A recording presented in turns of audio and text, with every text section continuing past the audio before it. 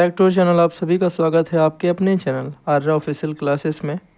आज हम लोग बात करने वाले हैं अपने चैप्टर नंबर 5 के बारे में। 4 चैप्टर्स हम लोग ऑलरेडी कर चुके हैं। अगर आपने क्लास अभी तक नहीं देखी है तो आप देख लीजिएगा। ये हमारा 5वां चैप्टर है और ये फास्टेस्ट रिवीजन है विद द कीवर्ड्स मेथड। ठीक है, चलो पहले नंबर पे हम बात करते हैं कि कोशिका क्या होती है। याद रखिएगा, मानव का शरीर बनता है और मानव का शरीर बनने में असंख्य छोटी छोटी इकाइयाँ भाग लेती हैं। ठीक है, जैसे हमारी बॉडी बनेगी तो वो छोटे छोटे सेल्स से बनती है ना। छोटी छोटी जो इकाइयाँ भाग लेती हैं उन्हीं को हम क्या बोलते हैं, कोशिका बोलते हैं। तो आप लिखोगे मानव शरीर के निर्माण में जो असंख्य छोटी छोटी इकाइयाँ मिलकर के जिससे शरीर बना है वो भाग लेती हैं, वही छोटी इकाइयाँ क्या होती हैं, कोशिका कहलाती हैं। ठीक है ना, बोलेंगे बात समझ में आ गई। आगे अगर हम बात करें कोशिका की तो मोस्ट इंपॉर्टेंट बात है, याद रखिएगा भैया, कि अधिकांश जीवधारी बहुकोशिकीय होते हैं, लेकिन कुछ ऐसे भी जीवधारी हैं मेरे भाई जो एक कोशिकीय हैं। जैसे आप अमीबा का नाम सुनते हो तो ये एक कोशिकीय होता है। याद रखिएगा, पूछा जाता है अमीबा जो है वो किस तरीके का मेरे भाई जीव है, एक कोशिकीय या बहुकोशिकीय। ठीक है, तो ये एक कोशिकीय जीव होता है। अगर हम बात करें कोशिकाओं में तो दो तरीके की कोशिकाएं यहाँ पढ़ते हैं, एक तो जंतु कोशिका, एक पादप कोशिका। ठीक है, देखिएगा इनमें अंतर इंपॉर्टेंट है, पूछा जाता है।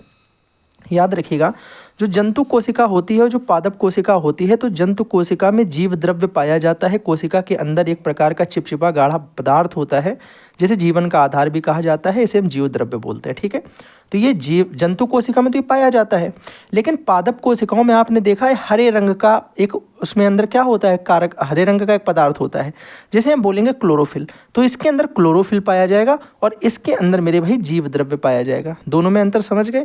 आप यहाँ ये भी लिख सकते हो कि इसमें जीव द्रव्य पाया जाता है, इसमें जीव द्रव्य नहीं पाया जाता है, इसमें क्लोरोफिल पाया जाता है और जंतु कोशिका में क्लोरोफिल नहीं पाया जाता है। एक लाइन से दो लाइनें बना सकते हो, आपके मन आप जैसे लिखना चाहो। ठीक है, दोनों बातें सही हैं।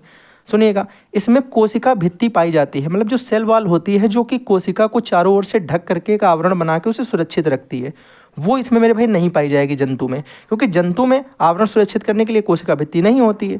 लेकिन भैया वही अगर कोशिका भित्ति की हम बात करें पादप कोशिकाओं में, तो पादप कोशिकाओं में कोशिका भित्ति होती है, वो कोशिकाओं को ऊपर से क्या करती है, आवरण बना करके सुरक्षित रखती है। बात आपको याद रहेगी, ये वाली बात बोलोगे बिल्कुल याद रहेगी, अच्छी तरीके से याद रहेगी।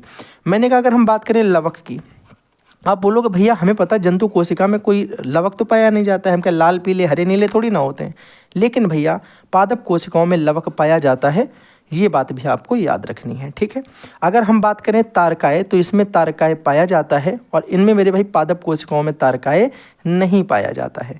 अगर हम बात करते हैं ऋतिक्का की तो ऋतिक्का इसमें होती है छोटी और पादप कोशिकाओं में ऋतिक्का होती है बड़ी। ये इंपॉर्टेंट बात है, याद रखिएगा। एमसीक्यू में आपसे पूछा जाता है कि निम्न में से ऋतिक्का किसकी बड़ी है, तो उसमें 3 जानवर देगा और एक पादप कोशिका के बारे में देगा, एक पादप या पौधा देगा। ठीक है, आगे अगर हम बात करते हैं भैया, आगे आपसे पूछा जाता है इसका आकार कैसा होगा, तो आप बोलोगे इसका आकार वृत्ताकार होता है। जंतु कोशिकाओं का आकार वृत्ताकार होता है, जबकि वहीं पादप कोशिकाओं की बात करेंगे तो वो आयताकार होती हैं। कैसी होती हैं, आयताकार। बात समझ में आ गई कि नहीं आ गई, एक बार इनको देख लीजिएगा। इसमें जीव द्रव्य है, इसमें जीव द्रव्य नहीं, क्लोरोफिल है, इसमें कोशिका भित्ति नहीं है, इसमें कोशिका भित्ति है, इसमें लवक नहीं है, इसमें लवक है, इसमें तारकाय है, इसमें तारकाय नहीं है, इसमें ऋतिक्का छोटी है, इसमें ऋतिक्का बड़ी है, इसके वृत्ताकार आकार होता है, इनका आयताकार आकार होता है। तो ये कुछ तरीके मेरे भाई आपको याद रखने हैं। 6 से 7 आप बोल सकते हो, क्योंकि आप एक को 2 तरीके से भी लिख सकते हो, इसमें है और इसमें नहीं है, सेम चीज़। ठीक, क्लोरोफिल वाला और जीव द्रव्य वाला। चलो अगर हम बात करें कोशिका का वर्गीकरण अलग है, कोशिका के प्रकार की बात अलग है। हम पहले बात तो कोशिका का वर्गीकरण जब भी करते हैं वो कार्य के आधार पे अगर करें कि किस कोशिका का क्या काम है, इस अकॉर्डिंग अगर करते हैं तो याद रखिएगा ये 2 तरीके की हम पढ़ते हैं। एक तो हम पढ़ते हैं मेरे भाई कौन सी, पहले रक्त कोशिकाएं। पहले देखो यहाँ पे सारे नाम एक साथ मैंने नहीं लिखे हैं, अलग अलग लिखे होंगे, नीचे आप आएंगे तो आपको मिल जाएंगे। देखिए जैसे हो गई पेशी कोशिकाएँ हो गई, ठीक है, और नीचे जब आओगे तुम तो यहाँ पे तुम्हें मिल जाएगा अस्थि कोशिकाएँ हो गई, ठीक है, और नीचे आओगे तो आपको मिलेगा तंत्रिका कोशिका हो गई, ठीक है ना, और नीचे आओगे तो ये हमारे संयोजी कोशिका हो गई। ठीक है, तो इस तरह 5-6 तरीके की यहाँ पे हम लोग पढ़ेंगे, त्वचा और आच्छादक कोशिकाएं, और साथ ही साथ अगर मेरे भाई हम बात करते हैं, ठीक है, बस इतनी हम लोग 6 तरीके के इनको वर्गीकरण करेंगे इनके कार्य के आधार पे। मैंने आपको नीचे इसलिए दिखा दिया क्योंकि आप ये मत सोचना कि यहाँ ऊपर जो लिखा है बस यही प्रकार है। ठीक है, ये तो पहले तरीका दिया गया है कोशिका का। पहला प्रकार है रक्त कोशिका। रक्त कोशिका अगर हम वर्गीकरण के हिसाब से देखें तो रक्त कोशिका भैया क्या होता है, याद रखना ये 2 तरीके की रक्त कोशिकाएं होती हैं। एक तो लाल रक्त कोशिकाएं होती हैं और एक श्वेत रक्त कोशिकाएं होती हैं, जिन्हें हम RBC और WBC बोलते हैं। RBC और WBC बोलते हैं मेरे भाई। ठीक है, याद रखेंगे भैया, बोलेंगे बिल्कुल याद रखेंगे अच्छी तरीके से। अब सुनिएगा, लाल रक्त कणिकाएं जो होती हैं इनका आकार गोल होता है या ये तस्तरी के आकार की होती हैं और उभरी हुई होती हैं। ये उभरी हुई तस्तरी के आकार की होती हैं। तस्तरी कैसी होती है? ऐसी करके भैया। तो ये हमेशा कैसी होती हैं लाल रक्त कणिकाएं? आप देखोगे तो ऐसा ब्लड सेल छपा होता है, ठीक है। तो याद रखिएगा, जो रेड ब्लड सेल्स और जो वाइट ब्लड सेल्स हैं वो कुछ इस तरीके के हैं। बेहतरीन तरीके से बात समझ में आ गई? हाँ या ना बोलोगे? हाँ भैया, लाल रक्त कणिकाएं गोल और तस्तरी के आकार की होती हैं, ये उभरी हुई होती हैं। श्वेत रक्त कणिकाएं हैं, ये अनियमित आकार की होती हैं, इनका कोई आकार नहीं होता है। पर आपको एक बात याद रखनी है कि जो श्वेत रक्त कोशिकाएं होती हैं ये लाल रक्त कोशिकाओं से हमेशा बड़ी होती हैं। कैसी होती हैं? हमेशा बड़ी होती हैं। इस बात को याद रखिएगा भैया, ठीक है। इनसे अगर पूछा जाए कि बताओ लाल रक्त कोशिकाएं और श्वेत रक्त कोशिकाओं में कौन बड़ा है, बोल दोगे श्वेत रक्त कोशिकाएं भैया बड़ी हैं, लाल वाली छोटी होती हैं। अब भैया लाल वाले का रंग तो लाल होता है हीमोग्लोबिन की वजह से। श्वेत रक्त कणिकाओं का रंग कैसा होता है? इनका रंग होता है रंगहीन। कैसा होता है? रंगहीन। ये रंगहीन होती हैं और लाल रक्त कोशिकाओं से अगर बात की जाए तो वो इनसे छोटी होती हैं। लाल रक्त कोशिकाएं यानी श्वेत रक्त कोशिकाएं जो हैं वो बड़ी होती हैं, ठीक है। कोई समस्या किसी भाई को? आप बोलोगे कोई दिक्कत नहीं भैया, लेकिन अगर ये दो तरीके की कोशिकाएं हैं तो इनके दो तरीकों के काम भी होंगे। मैं बोलूँगा बिल्कुल भैया इनके काम दो तरीकों के हैं। सुनिएगा, अगर आप बोलेंगे भैया बताओ जरा लाल रक्त कोशिकाओं का कार्य क्या होता है, मैं आपसे बोलूँगा लाल रक्त कोशिकाएं क्या करती हैं कि जो आपके ऑक्सीजन जो आप लेते हो उन ऑक्सीजन को ये फेफड़ों से सभी ऊतकों में, जितने भी ऊतक हैं हमारी बॉडी में, अभी ऊतक आगे हम पढ़ेंगे, उन ऊतकों तक ये ले जाती हैं और कार्बन डाइऑक्साइड को ऊतकों से फेफड़ों में ले आती हैं। ये इनका काम होता है। O2 को विभिन्न भागों में क्या करना? पहुंचाना। अब इनको विभिन्न भागों में पहुंचाने के लिए किसकी आवश्यकता होती है? ये प्रक्रिया भैया याद रखना हीमोग्लोबिन नामक एक प्रोटीन के द्वारा होती है। हीमोग्लोबिन नामक प्रोटीन के द्वारा होती है। पूछा जाए हीमोग्लोबिन प्रोटीन किस में पाया जाता है, बोलोगे लाल रक्त कोशिकाओं में। अगर आपसे पूछा जाए कि बताओ श्वेत रक्त कोशिकाएं क्या करती हैं, तो भैया याद रखना कि श्वेत रक्त कोशिकाएं हमारी बॉडी में कोई बीमारी होती है तो बीमारी के भी कीटाणु आ जाते हैं ना, ऐसे करके बीमारी के कीटाणु आ गए। लेकिन जब हमारी बॉडी में श्वेत रक्त कोशिकाएं मजबूत होती हैं तो वो इन कीटाणुओं को मार देती हैं, ठीक है ना। तो श्वेत रक्त कोशिकाएं हमारी बॉडी में प्रतिरक्षा शक्ति बढ़ाती हैं, प्रतिरक्षण शक्ति बढ़ाती हैं। हमारी बॉडी के अंदर क्या करती हैं? संक्रमण होने से रोकती हैं। वो एक कैसी शक्ति बढ़ाती हैं? प्रतिरक्षा शक्ति बढ़ाती हैं। ध्यान से सुनिएगा, देख लेते हैं। आप बोलोगे भैया श्वेत रक्त कोशिकाओं की बात करें तो शरीर का प्रतिरक्षा तंत्र जो है उसको क्या करते हैं? उसका एक हिस्सा है और इनको हम लोग ल्यूकोसाइट्स भी बोलते हैं। कभी कभी आप रिपोर्ट देखते हो उसमें लिखा होता है ल्यूकोसाइट, उसका मतलब होता है जो श्वेत रक्त कोशिकाएं हैं अगर आपकी बॉडी में ये कम है, इसका मतलब ये है कि आप इन्फेक्टेड हैं किसी संक्रमण से। ऐसा तो होता है। यानी आप याद रखिएगा कि ल्यूकोसाइड का ज़्यादा होना भी अजीब अच्छा नहीं है, कम होना भी अच्छा नहीं, मतलब होना चाहिए एकदम जो एक अनुपात होता है, ठीक है, उतनी मात्रा में होना चाहिए। तो ये आपको पता है, जब आपने देखा होगा वो, तो वहाँ एक साइड में लिखा होता है यहाँ पे मिनिमम, कि मतलब कम से कम इतनी होनी चाहिए या इनसे इनके बीच में होनी चाहिए। फिर हम अपनी रिपोर्ट में यहाँ चेक कर लेते हैं कि हमारी कितनी है, ठीक है। ये वाला सिस्टम आपको अपना याद रखना है। चलिए अगर हम बात करते हैं अगले नंबर पे भैया, तो आ जाएंगे हम पेशीय कोशिकाओं पे। हमने रक्त कोशिकाएं पढ़ ली। लाल रक्त कोशिकाएं होती हैं, श्वेत रक्त कोशिकाएं होती हैं। लाल रक्त कोशिकाएं क्या करती थी? ऑक्सीजन को मेरे भाई पूरे भागों में, ऊतकों में पहुंचाती हैं और कार्बन डाइऑक्साइड को ऊतकों से लेकर के फेफड़ों तक ले जाती हैं।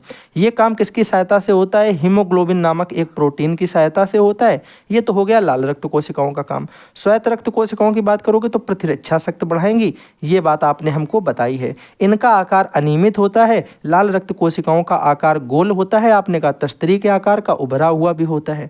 आपने एक बात और बताई कि जो WBC होती हैं वो ऑलवेज ग्रेटर देन जो है मेरे भाई रेड BC RBC, ठीक है। तो ये लाल रक्त कोशिकाओं से हमेशा बड़ी होती हैं श्वेत रक्त कोशिकाएं। जल्दी बताओ जितना पढ़ा है उतना याद हो गया कि नहीं हो गया? बोलो कि बिल्कुल याद हो गया। बेहतरीन तरीके से आगे बढ़ जाते हैं। अगले नंबर पे बात करेंगे पेशीय कोशिकाएं क्या होती हैं। याद रखिएगा पतली, लंबी और दोनों तरफ से नुकीली जैसी दिखेंगी, मतलब ये देखो ऐसे करके, ठीक है। इस तरीके की जो कोशिकाएं हमें दिखाई पड़ती हैं, इनके रेखा ऐसी बनी होती है कभी कभी। तो याद रखिए कि आपस में मिलकर के पेशीय ऊतक बनाती हैं। पेशी कोशिकाएं क्या करती हैं, ये पतली लंबी दोनों तरफ से नुकीली होती हैं और ये आपस में मिल जाती हैं तो ये क्या बना देती हैं, ऊतक बना देती हैं। अब याद रखिएगा कुछ कोशिकाएं ये धारीदार होती हैं और कुछ कोशिकाएं धारीदार नहीं होती हैं। तो जो धारीदार कोशिकाएं हैं वो ऐच्छिक कोशिकाएं हैं, जो धारीदार नहीं है वो अनैच्छिक कोशिकाएं हैं। देखिएगा लिखा है कि पेशीय कोशिकाओं की बात करें तो कुछ धारीदार कोशिकाएं होती हैं मेरे भाई, ये ऐच्छिक मांसपेशियों में पाई जाती हैं। किस में पाई जाती हैं, ऐच्छिक मांसपेशियों में।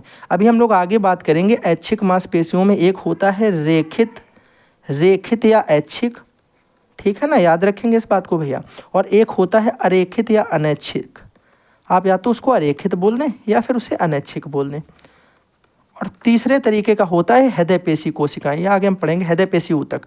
तो हम जब पेशी ऊतक अभी आगे पढ़ने वाले हैं उसमें हम ये तीनों चीज़ें पढ़ेंगे कि इन जो रेखित कोशिकाएं या रेखित जो है ऊतक होते हैं वो क्या होते हैं। आप बोलोगे रेखित और ऐच्छिक के नाम से हमें ये पता चला, रेखित से मतलब इनमें रेखाएं होंगी और ऐच्छिक का मतलब जिन्हें हम अपनी इच्छा से कंट्रोल कर पाएंगे।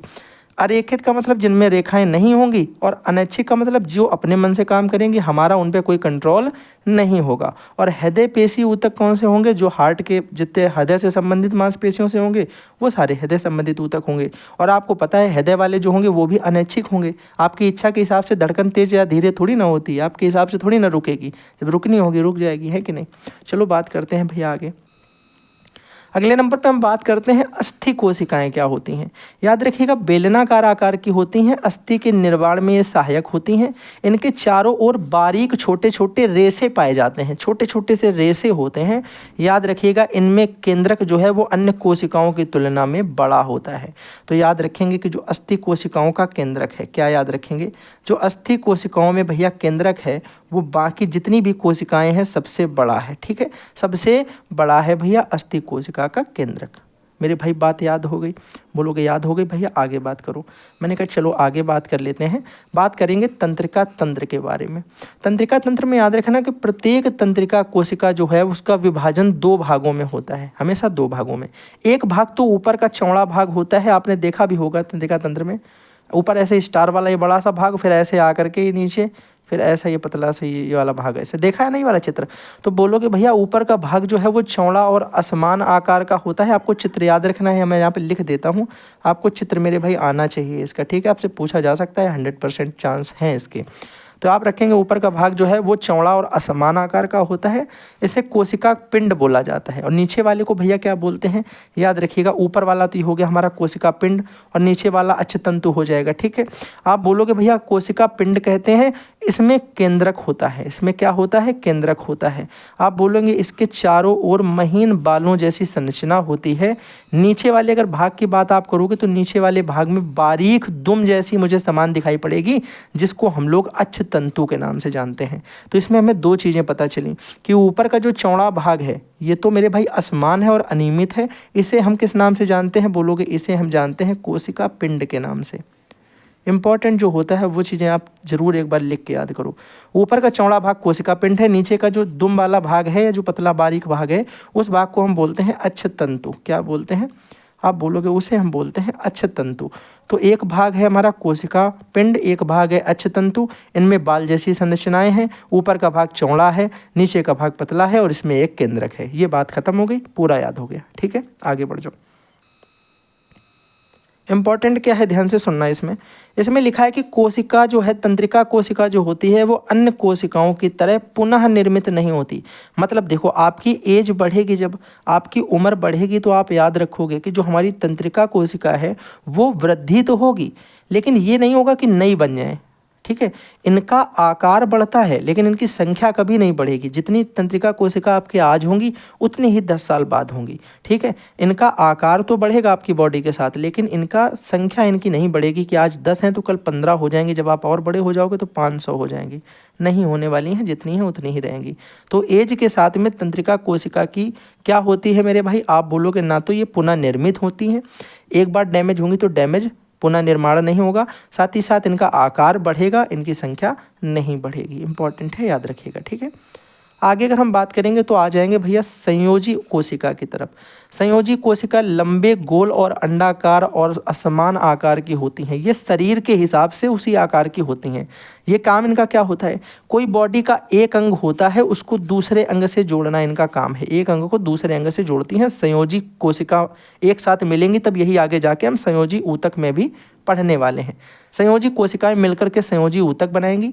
संयोजी कोशिकाएं कैसी होती हैं, लंबी भी होती हैं, गोल भी होती हैं, अंडाकार भी होती हैं। मतलब असमान आकार इसलिए बोल रहे हैं कि जिस बॉडी को जोड़ने के लिए जिस तरीके का आकार इनको चाहिए ये उसी आकार में अपने आप को ढालेंगी। तो ये अनियमित आकार की बहुत सारी बॉडी पार्ट्स ऐसे हैं जिन्हें जोड़ने के लिए कई कई अलग अलग आकार चाहिए, तो ये इस तरीके से जुड़ती हैं। ध्यान से सुनिएगा, शरीर के अंगों को एक दूसरे से जोड़ना किसका काम है, संयोजी कोशिका का। और संयोजी ऊतक किससे बनता है, संयोजी कोशिका से ही बनता है। इंपॉर्टेंट है, ठीक है। अगर हम बात करते हैं त्वचा या आच्छादक कोशिकाएं क्या होती हैं, ये इंपॉर्टेंट है, इस बात को याद रखना। बोलेंगे पतली झिल्ली है, ये एक शरीर के बाह्य आवरण में और आंतरिक भागों में त्वचा का निर्माण करती है। आपने देखा होगा बॉडी के अंदर से और बॉडी के ऊपर से जहाँ जहाँ हमने स्किन की एक लेयर देखी, त्वचा का एक निर्माण देखा, वो हमारी त्वचा या आच्छादक कोशिकाएं ही होती हैं, ठीक है। इनका काम क्या होता है, अगर तुम्हारी स्किन के ऊपर से जो झिल्ली है, जैसे तुम बोलते हो ये खाल है हमारी, क्या है, खाल, त्वचा, अगर उस त्वचा को हटा दिया जाए तो क्या आप सुरक्षात्मक होंगे, बिल्कुल नहीं होंगे। ये क्या करती है, हमारी बॉडी के सुरक्षात्मक झिल्ली के रूप में इसे प्रत्येक अंग को ढके रहती है। यानी हमारी बॉडी के ऊपर जो स्किन लगी हुई है इसका असली में काम क्या है, हमारे अंदर जो हमारी नसें हैं, हमारे मेरे भाई जो मसल्स हैं, हमारी जो हड्डियां हैं, उन सबको इसने ढक के क्यों रखा है, ये क्या करती है, सुरक्षात्मक झिल्ली है, हमारे आंतरिक अंगों की सुरक्षा करती है। बात समझ में आ गई, हाँ या ना, बोलेंगे बिल्कुल भैया समझ में आ गई, बेहतरीन तरीके से, बिल्कुल बेसिक से आपने बताई हैं सारी बातें। अगर हम बात करें कोशिका के प्रकार की, ये मोस्ट इंपॉर्टेंट है, आपसे ज़रूर पूछा जाएगा, आप अभी इसको नोट डाउन कर लें भैया। आपसे पूछा जाएगा कोशिकाएं कितने प्रकार की होती हैं, दोनों के बारे में बताओ। या क्वेश्चन आपसे पूछा जाएगा कि प्रोकैरियोटिक कोशिका और यूकैरियोटिक कोशिका से आप क्या समझते हैं। 100% पूछा जाएगा, मैं आपको आज ही बता दे रहा हूँ कि आपसे पूछा जाएगा। देखिएगा, आपसे पूछा जा रहा है कि कोशिका का प्रकार बताना है, ठीक है, ध्यान से सुनना। कोशिकाएं दो प्रकार की होती हैं, एक तो होती है प्रोकैरियोटिक, एक होती है यूकैरियोटिक, ठीक है। प्रोकैरियोटिक कोशिकाओं की अगर हम बात करेंगे तो प्रोकैरियोटिक कोशिकाओं में जो केंद्रक होता है वो नहीं पाया जाता है। कैसे याद रखना है भैया, इनमें केंद्रक नहीं पाया जाता है और इनमें जो श्वसन तंत्र होता है वो कहाँ पे होता है, वो जीव द्रव्य कला में होगा। कहाँ पे होगा भैया, जीव द्रव्य कला में होता है इसका श्वसन। लेकिन भैया यूकैरियोटिक कोशिका में बताओ, बोलोगे भैया इनमें केंद्रक पाया जाएगा, क्या बोलोगे आप भैया, आप बोलोगे इनके अंदर जो है केंद्रक पाया जाएगा, केंद्रक जो है वो पाया जाता है, और साथ ही साथ इनका जो मेरे भाई श्वसन होगा वो माइटोकॉन्ड्रिया में होगा। किस में होगा, माइटोकॉन्ड्रिया, माइटोकॉन्ड्रिया में होगा। कहाँ पे होगा भैया, माइटोकॉन्ड्रिया में होगा। बात समझ में आ गई। माइटोकॉन्ड्रिया क्या होता है इसके बारे में भी आगे बात करेंगे, पूरा डिटेल्ड चैप्टर मैं आपको बता रहा हूँ, परेशान मत होना। आप बोलोगे भैया सिंपल सी बात है, प्रोकैरियोटिक कोशिकाओं में केंद्रक नहीं पाया जाता है और श्वसन तंत्र जीव द्रव्य कला में ही उपस्थित होता है। लेकिन अगर यूकैरियोटिक कोशिका की बात करोगे तो केंद्रक पाया जाएगा और इसकी श्वसन की क्रिया जो है वो माइटोकॉन्ड्रिया में पूरी होगी, ठीक है।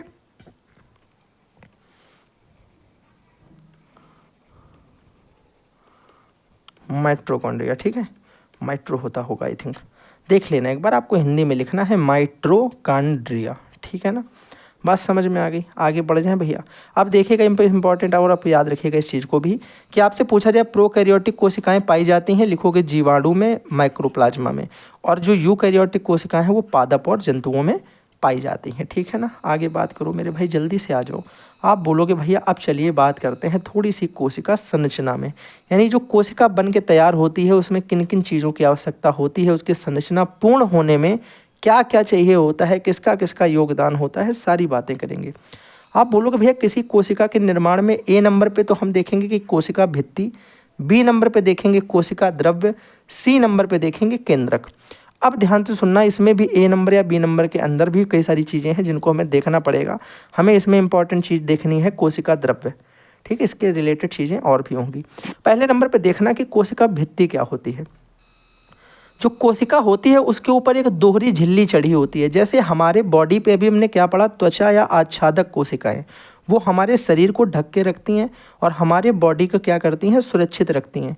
इसी प्रकार आप बोलोगे कोशिका को, जैसे ये कोशिका है, ये दूसरी कोशिका है, इस कोशिका के ऊपर एक दोहरी झिल्ली चढ़ी है जिसे हम कोशिका भित्ति कहते हैं। और ये हम क्यों चढ़ाते हैं, क्योंकि यहाँ पे भी चढ़ी है और यहाँ पे भी चढ़ी है, तो दो कोशिका एक दूसरे से अलग रहेंगी। ठीक है, तो आप क्या बोलोगे, कोशिका के ऊपर पतली झिल्ली जो होती है, दोहरी झिल्ली, उसे हम क्या बोलते हैं, कोशिका भित्ति कहते हैं। यह एक कोशिका को दूसरी कोशिका से अलग रखती है। यह एक कोशिका को दूसरी कोशिका से अलग रखती है और कोशिका के भीतर का भाग जीव द्रव्य जो होता है वही गाढ़ा होकर इसका निर्माण करता है। आपसे कोई पूछे कि बताओ भैया कोशिका भित्ति कैसे बनती है, आप बोलोगे भैया एक बात सुनो, आप ये बताओ कि भैया ये देखो इसके अंदर कुछ जीव द्रव्य भरा था, वही जीव द्रव्य का ऊपर वाला पार्ट हो गया गाढ़ा और फिर वो धीरे से जम गया, अब ये बन गई इसकी ऊपर की लेयर जिसको हम बोलेंगे कोशिका भित्ति। ठीक है ना, बात समझ में आ गई। तो कोशिका पर पतली दोहरी झिल्ली कोशिका भित्ति कहलाती है। यह एक कोशिका को दूसरी कोशिका से अलग रखने का काम करती है। और तीसरी चीज़ मैंने आपको क्या बताई कि इसके अंदर जो जीव द्रव्य होता है वही गाढ़ा होकर के इसका निर्माण करता है। एक बात क्लियर, कोशिका भित्ति सबको याद हो गई, बोलोगे हाँ बिल्कुल कन्फर्म। मैंने कहा अब आ जाओ कोशिका द्रव्य पे। बोलोगे कोशिका के अंदर का जो उपस्थित गाढ़ा और चिपचिपा तरल पदार्थ होता है इसी को हम क्या बोलते हैं, बोलोगे इसी को हम कोशिका द्रव्य बोलते हैं। ये रंगहीन और इसके साथ साथ ये अर्ध पारदर्शक भी होता है। पूरी तरीके से तो आर पार नहीं देख पाते हैं, लेकिन कुछ मात्रा में आर पार इसके दिखाई पड़ता है, मतलब हल्का सा ट्रांसपेरेंट है। लाइट इधर लगाओगे तो इधर हल्की फुल्की आ जाएगी। ठीक है, बोलोगे भैया इसी को हम क्या बोलते हैं, इसी को हम बोलते हैं मेरे भाई जीव द्रव्य, या इसी को हम बोलते हैं कोशिका द्रव्य। यदि कोशिका से जीव द्रव्य समाप्त हो जाता है तो उसे हम मृत कोशिका कहते हैं। और याद रखना, जब भी कोई कोशिका मर जाती है या कोई कोशिका ऐसी जो कि खराब हो जाए, उसका काम अब कम है आपकी लाइफ में, तो वो वाली कोशिका जो होती है एक लाइसोसोम है। ठीक है, लाइसोसोम की एक थैली है और ये लाइसोसोम को ही बोला जाता है कोशिका के आत्महत्या की थैली। क्या बोलते हैं इसे, कोशिका के आत्महत्या की थैली। ठीक है, आत्मसमर्पण पॉइंट हो गया ये कोशिका का। जब भी कोशिका मर जाती है तो वो इसी में जाती है और लाइसोसोम एंजाइम्स क्या करते हैं, उसको पचा देते हैं भाई, वो कुछ भी पचा लेते हैं। ठीक है, उनका अपना है। तो कोशिका द्रव्य समझ गए। कोशिका के अंदर भरा हुआ तरल अर्ध पारदर्शक गाढ़ा पदार्थ जो है उसी को हम क्या बोलेंगे, कोशिका द्रव्य बोलेंगे। ये गाढ़ा भी है, अर्ध पारदर्शक भी है, रंगहीन भी है, चिपचिपा भी है, तरल भी है। ये सारी चीज़ें तो आपको खुद ही पता चलेंगे। मन में आप अपने कुछ भी ऐसा सोचो जो इस टाइप का है। आप सोच लो जैसे वो जलाओ देखा है आपने, उसमें बहुत ज़्यादा अगर आप उसको हीट करेंगे तो ऐसा ही जलाओ बन जाएगा। ठीक है, तो आप इसको जलाओ मान के चलो। सोचो जलाओ जो है वो कोशिका द्रव्य है, वहाँ जो लिखना है आपको पता चल जाएगा। चिपचिपा, गाढ़ा, तरल, रंगहीन, पारदर्शक भी होता है। जलाओ जो है वो पारदर्शक होता है, ट्रांसपेरेंट।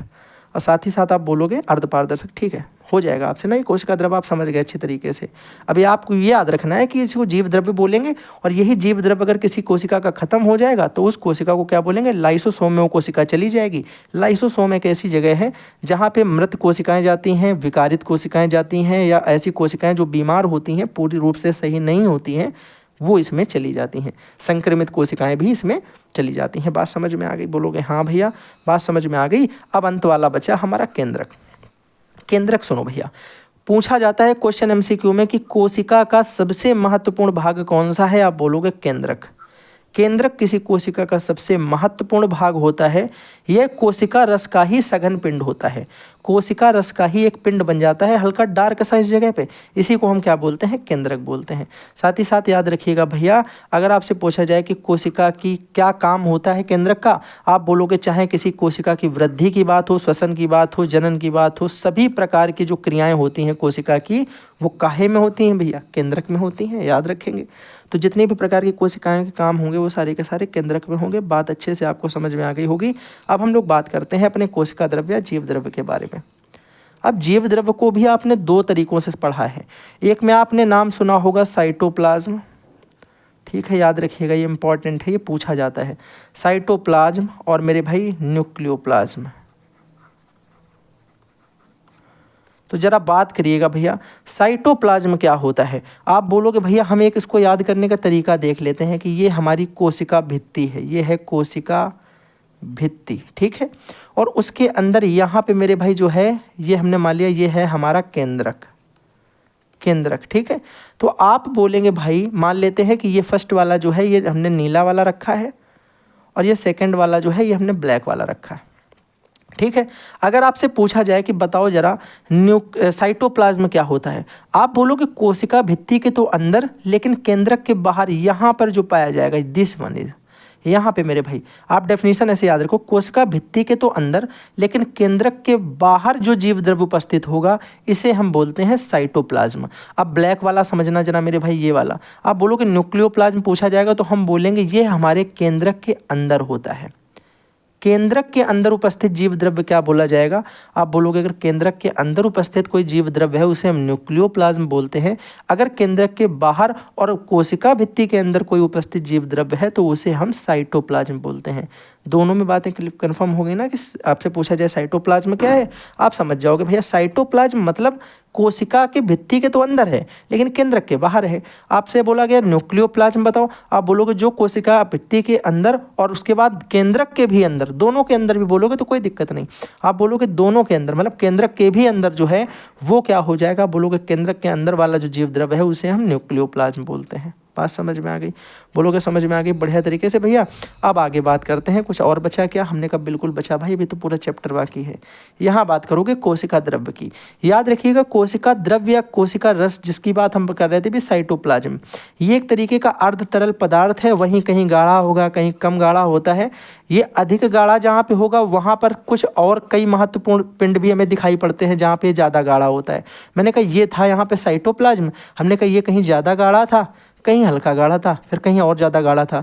जहाँ पे ये ज़्यादा गाढ़ा है वहाँ पे कई और तरीके के भी पिंड दिखाई पड़ेंगे तुम्हें, इसमें कई और तरीके की चीज़ें इसमें तुम्हें दिखाई पड़ेंगी जिनके बारे में अब हम बात करने वाले हैं। और याद रखिएगा ये कौन कौन सी चीज़ें हो जाएंगी भैया, ज़्यादा गाढ़ा देखो, एक तो केंद्रक हो गया, सेंट्रोप्लाज्म हो गया, माइट्रोकॉन्ड्रिया हो गया, मेरे सेंट्रोसोम हो गया, माइट्रोकॉन्ड्रिया हो गया, गाल्गी बॉडीज़ हो गया और रसधानियाँ हो गया। ठीक है, अब इनमें थोड़ी थोड़ी सी बात हम इन पे करने वाले हैं। जैसे कि आपको पता है केंद्रक की बात हम लोग ऑलरेडी कर चुके हैं पीछे, कि ये सबसे महत्वपूर्ण भाग होता है और इसी के अंदर सारी काम जो है उसके प्रति सब इसी के अंदर होती है। अगर हम बात करें अब जरा सेंट्रोसोम की, ध्यान से सुनिएगा, बड़े आराम से समझ में आएगा। सेंट्रोसोम देखने में एक छोटे सितारे जैसा आकार होता है इसका, और इसका कार्य होता है कोशिका का विभाजन।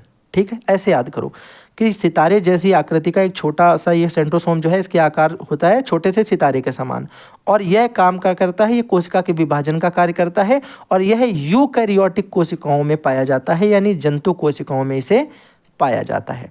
3 पॉइंट आपको याद रखने, कौन कौन से, पहला तो ये छोटे से आकार का होता है, दूसरे नंबर पे इसका काम होता है कोशिका विभाजन, ध्यान से सुनना, इसका काम होता है कोशिका विभाजन, और तीसरे नंबर पे आपको याद रखना है कि यह पाया जाता है जंतु कोशिकाओं में। कहाँ में पाया जाता है, बोलोगे ये पाया जाता है जंतु कोशिकाओं में। तीनों बातें क्लियर हैं एकदम कि नहीं, बोलोगे एकदम क्लियर हो गई। ये पूरा याद हो गया सेंट्रोसोम। हमने कहा सेंट्रोसोम याद है तो माइटोकॉन्ड्रिया भी सुना दो जरा। तुम बोलोगे भैया माइटोकॉन्ड्रिया भी हमें याद है, हम बोल देंगे कि इसे कोशिका का पावर हाउस कहा जाता है। ये इंपॉर्टेंट लाइन हो गई कि इसे क्या बोला जाता है, इसे बोला जाता है पावर हाउस ऑफ सेल, यानी इसे याद किया आप ऐसे रखो कि पावर हाउस है, काहे का, कोशिका का।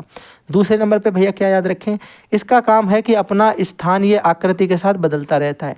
तो आप लिख दो इसका स्थान कोई फिक्स नहीं है, स्थान ये क्या करेगा, बदलता रहेगा, और साथ ही साथ क्या करेगा, आकार भी इसका कैसा हो जाएगा, अनियमित हो जाएगा। ठीक है ना, आकार भी अनियमित है, स्थान भी बदलता रहेगा, पावर हाउस भी कहते हैं। इसका काम क्या होता है, आप बोलोगे भैया हम कुछ भी खाते हैं वो हमारे अंदर कार्बोहाइड्रेट, जटिल कार्बोहाइड्रेट मान लो गया, इसको सरल कार्बोहाइड्रेट्स में तोड़ता है मेरे भाई। माइटोकॉन्ड्रिया क्या करता है, ऑक्सीजन की सहायता से ये इसको सरल जो है कार्बोहाइड्रेट में तोड़ता है, या ग्लूकोज को क्या करता है, तोड़ता है। जब इसे ऐसे तोड़ेगा मेरे भाई तो क्या होगी, वहाँ से एक ऊर्जा उत्पन्न होती है, और ऊर्जा उत्पन्न होगी तो ये ऊर्जा मुक्त भी होगी। अब ये ऊर्जा मुक्त होती है एटीपी के रूप में, और इसका पूरा नाम होता है एडेनोसिन ट्राइफॉस्फेट। याद रखिएगा इस बात को, ये भी आपसे पूछा जा सकता है कि माइटोकॉन्ड्रिया का कार्य समझाइए। मैंने लिख दिया है यहाँ छोटा सा मेरे भाई, अगर आप समझ पाओ। देखो ये चीज़ मैं आपको पहले ऑलरेडी बता चुका हूँ कि लाइसोसोम क्या होता है, मृत कोशिकाओं का कोशिका का जो होता है वो आत्महत्या थैली होती है, मतलब मरी कोशिकाएं, बीमार कोशिकाएं, संक्रमित कोशिकाएं सारी इसमें जाके क्या करेंगे, सुसाइड कर लेंगी। This is the suicide point of sales. अब याद रखिएगा अगर हम बात करें माइटोकॉन्ड्रिया की, ठीक है। तो माइटोकॉन्ड्रिया मेरे भाई क्या होता है, ग्लूकोज को ब्रेक डाउन करता है, ग्लूकोज को संगठित करता है, तोड़ता है छोटा छोटा, और ये तोड़ने में इसका मदद कौन करेगा, इसकी मदद करता है ऑक्सीजन। ऑक्सीजन मेरे भाई क्या करता है, ये ऊर्जा मुक्त करेगा जब ग्लूकोज टूटेगा, और ऊर्जा मुक्त होती है एटीपी के रूप में, और एटीपी का पूरा नाम होता है एडेनोसिन ट्राइफॉस्फेट, ठीक है। तो पूरा का पूरा काम माइटोकॉन्ड्रिया का आपको आराम से समझ में आ गया। याद कैसे करेंगे शॉर्ट ट्रिक से भैया, जरा ये देखिएगा, ये लिख दिया ग्लूकोज, ग्लूकोज को क्या करता है, तोड़ता है, तो ये लिख दिया तोड़ता। तोड़ता के बाद भैया क्या लिख दिया, तोड़ेगा किसकी सहायता से, ऑक्सीजन की सहायता से। जब टूटेगा तो क्या जो रिलीज होगी वो क्या होगी, ऊर्जा मुक्त होगी। ऊर्जा किस रूप में मुक्त होगी, एटीपी के रूप में, और एटीपी का पूरा नाम क्या है, एडेनिन ट्राइफॉस्फेट। ये देखो लिखा है एडेनोसिन ट्राइफॉस्फेट। तो एडेनोसिन ट्राइफॉस्फेट नाम याद रखना, पूरा नाम भी पूछ सकता है, बाकी डेफिनेशन ये हो गई। और माइटोकॉन्ड्रिया होता क्या है हम लोगों ने पीछे देख लिया। चलो आगे बात करते हैं। अगले नंबर पे है गाल्गी बॉडीज। तो ये मेरे भाई सिंपल सी बात है, नली के समान छोटे छोटे छिद्र की संरचनाएं होती हैं केंद्रक के पास, और ये सारी की सारी केंद्र के पास स्थित होती हैं। बस आपको इतना ही इसमें याद रखना, ज़्यादा नहीं पूछते हैं कुछ। अगले नंबर पे देखना रसधानियाँ। आप बोलोगे कोशिका में भैया छोटे छोटे छिद्र होते हैं, कोशिका में छोटे छोटे छिद्र होते हैं, हमें दिखाई पड़ते छोटे छोटे से छिद्र। अब ये करते क्या है, जब कोशिका में वृद्धि होती है तो उस समय कोशिका रस जो होता है वो फैलाने का काम करते हैं। तो जब कोशिका रस फैल जाता है तो कुछ स्थान है जो रिक्त रह जाता है, इन्हीं स्थानों को हम लोग रसधानियाँ बोलते हैं। हमने कहा क्या करेंगे, पहले इनमें छोटे छोटे छिद्र दिखाई पड़ेंगे, जब कोशिका वृद्धि होगी तो कोशिका रस फैलेगा, और कोशिका रस फैलाएंगे तो वहाँ पर जो रिक्त स्थान होता है उन्हें हम क्या बोलेंगे, रसधानियाँ बोलेंगे। जल्दी से बोलो, कॉन्सेप्ट क्लियर, बात क्लियर, पूरी तरीके से समझ में आया, हाँ या ना। बोलोगे भैया समझ में आ रहा है, जल्दी से आगे बताते चले जाइए, रुकिए मत बस। मैंने कहा आप बात करते हैं भैया केंद्रक की। किसकी बात करते हैं, केंद्रक। केंद्रक की परिभाषाएं हम लोगों ने पढ़ ली थी पहले ही, केंद्रक की परिभाषा जो थी। अब हम लोग बात करने वाले हैं केंद्रक में दो तरीके की चीज़ें हैं, एक तो केंद्रक जीवद्रव्य और दूसरा क्रोमोसोम। इनको भी ध्यान से सुनिएगा। केंद्रक जीवद्रव्य सेम उसी तरीके का है जिस तरीके से जीवद्रव्य हमने पढ़ा, सेम चीज़ है। आप बोलोगे केंद्रक में उपस्थित चिपचिपा गाढ़ा द्रव जो है उसे हम केंद्रक जीवद्रव्य कहेंगे, जबकि जो क्रोमोसोम होते हैं इन्हें बोलते हैं हम लोग गुणसूत्र, ठीक है। तो ये धागे जैसी प्रोटीन से बनी संरचना होती है, डीएनए आरएनए वगैरह आपने देखा होगा। आप बोलोगे ये धागे जैसी प्रोटीन से बनी संरचना होती है, इसके 23 जोड़े पाए जाते हैं। या कोई पूछे बताओ क्रोमोसोम की संख्या कितनी होती है, आप बोलोगे 86 होती है। इनकी संख्या कितनी होती है, 86 संख्या होती है, या बोल दो 23 जोड़े होते हैं। भाई 2 का 1 जोड़ा बनेगा तो 86 के 23 बन जाएंगे, जिसमें से 22 जो होते हैं वो ऑटोसोम होते हैं, और एक हमारा सेक्स सोम या इसी को हम एलोसोम भी बोलते हैं, जो डिपेंड करता है कि जो लड़का होगा या लड़की होगी इस बात पे लिंग परिवर्तन में, ठीक है। ये वाली बातें हम लोग फिर बायो में डीप अगर पढ़ेंगे कभी तो बताएंगे, अभी सिंपल सिंपल सा आप देखो रिवीजन। अब देखो इसके अंदर क्या होता है, अत्यंत महीन संरचना वाले कुछ आकृतियाँ संरचनाएं पाई जाती हैं जिन्हें हम जीन्स बोलते हैं। और जीन्स का काम क्या होता है, सुनना जरा ध्यान से। जीन्स मेरे भाई क्या करते हैं कि अनुवांशिकता के जनक बोले जाते हैं। क्या बोलते हैं इन्हें, आप बोलोगे अनुवांशिकता के जनक क्या कौन कहलाते हैं, बोलोगे जीन्स। जीन्स का काम क्या होता है कि माता पिता के जो भी अनुवांशिक गुण हैं वो बच्चे में हस्तांतरित करना, ठीक है। माता पिता के जो भी अनुवांशिक लक्षण हैं या गुण हैं वो बच्चों तक इनके माध्यम में पहुंचते हैं, वो होते हैं मेरे भाई जीन्स। किसमें उपस्थित होते हैं, क्रोमोसोम्स में। याद रखिएगा मेरे भाई बड़े आराम से। यहाँ मैंने देखो लिखा भी है कि जीन्स जो है वो माता पिता के अनुवांशिक गुणों को बच्चों में हस्तांतरण करते हैं, और इनका मेरे भाई जो है कार्य यही होता है। और इन्हें अनुवांशिकता का वाहक या अनुवांशिकता का जनक भी, सॉरी अनुवांशिकता का जनक नहीं बोलेंगे, वो तो मेंडल हो जाएंगे, अनुवांशिकता के वाहक हो गए, ठीक है। वाहक मतलब अनुवांशिकता को एक स्थान से दूसरे स्थान तक ट्रांसफर करना। मैंने शायद जल्दबाजी में जनक बोल दिया, सॉरी भाई, ठीक है, कोई बात नहीं। सुनिएगा अगले नंबर पे अगर हम लोग बात करने वाले हैं तो सुनिएगा, हम बात करेंगे जीवित कोशिकाओं के कार्य के। जो जीवित कोशिकाओं के कार्य हैं वो क्या हैं भाई, वृद्धि करते हैं, गति करते हैं, श्वसन करते हैं, रेस्पिरेशन हो गया, ठीक है, अब न्यूट्रिशन हो गया, पोषण हो गया, आत्मीकरण हो गया, एलिमिनेशन बोलते हैं, सॉरी क्या बोलते हैं इसी, एमिलेशन आई थिंक ऐसे कुछ बोलते हैं ना, एमिटिलेशन या एटिमिलेशन ऐसे कुछ बोलते हैं, देखिएगा। उत्सर्जन हो गया, एक्सर्जन हो गया, फिर संवेदनशीलता हो गई, प्रजनन हो गया मेरे भाई, और मृत्यु हो गई। तो ये सारे के सारे कार्य होते हैं जीवित कोशिकाओं के। इनके बारे में आप डिटेल्ड में लिख सकते हो, वृद्धि कैसे होती है, गति क्या होती है, श्वसन क्या होता है, सांस लेते हैं, ऑक्सीजन लेते हैं, कार्बन डाइऑक्साइड छोड़ते हैं। तो जो चीज़ें तुम लिख सकते हो, मैंने उनमें ज़्यादा डिटेल्ड आपको कुछ भी लिख के नहीं दिया है। बात करो जरा कोशिका विभाजन का कार्य। तो कोशिका विभाजन में 2 तरीके काम पड़ते हैं, या तो नई कोशिकाओं का निर्माण होगा, या टूटी फूटी कोशिकाओं जो हैं उनका क्षतिपूर्ति होगी। या तो नई कोशिकाएं बनेंगी, या फिर पुरानी जो टूटी फटी कोशिकाएं हैं उनकी मरम्मत होगी। तो ये दो तरीके के काम किस में होंगे? कोशिका विभाजन के कार्य में। आगे अगर हम लोग बात करेंगे ऊतक पे आ गए, किस पे आ गए?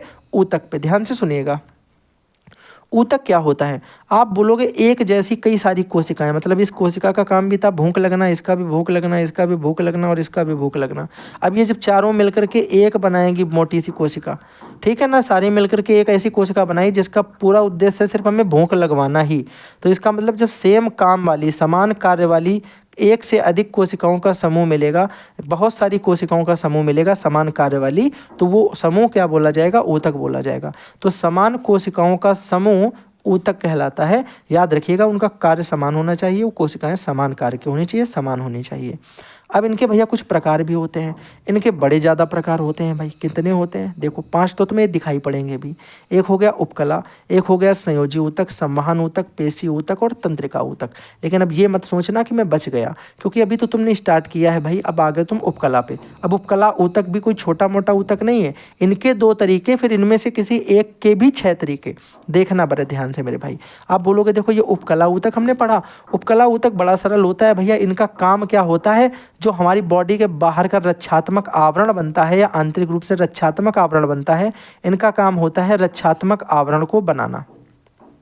ठीक है, तो रक्षात्मक आवरण के निर्माण में किनका प्रयोग होता है? उपकला ऊतक का प्रयोग होता है। मैं बड़े सरल तरीके से बताऊंगा, परेशान मत होना। ये महीन परतों की तरह दिखाई पड़ता है और ये शरीर के बाह्य और भीतरी भागों में रक्षात्मक आवरण क्या करता है? बनाता है।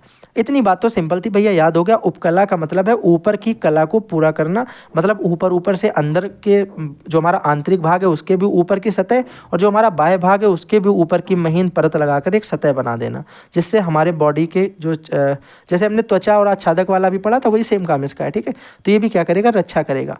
लेकिन भैया ये 2 तरीके से बटेगा, एक तो बटेगा स्तरित उपकला और एक बटेगा सामान्य उपकला में। सामान्य उपकला के कई सारे पार्ट हैं, स्तरित उपकला आप देख लेना। स्तरित उपकला क्या होती है? बहुत सारी परतों से मिलकर एक ऊतक बनेगा, और याद रखना इसमें से एक ऐसी परत होगी जो नई परतों का निर्माण करती रहेगी, तो पुरानी परतें जो है वो खिसकती रहती हैं। क्या होती हैं?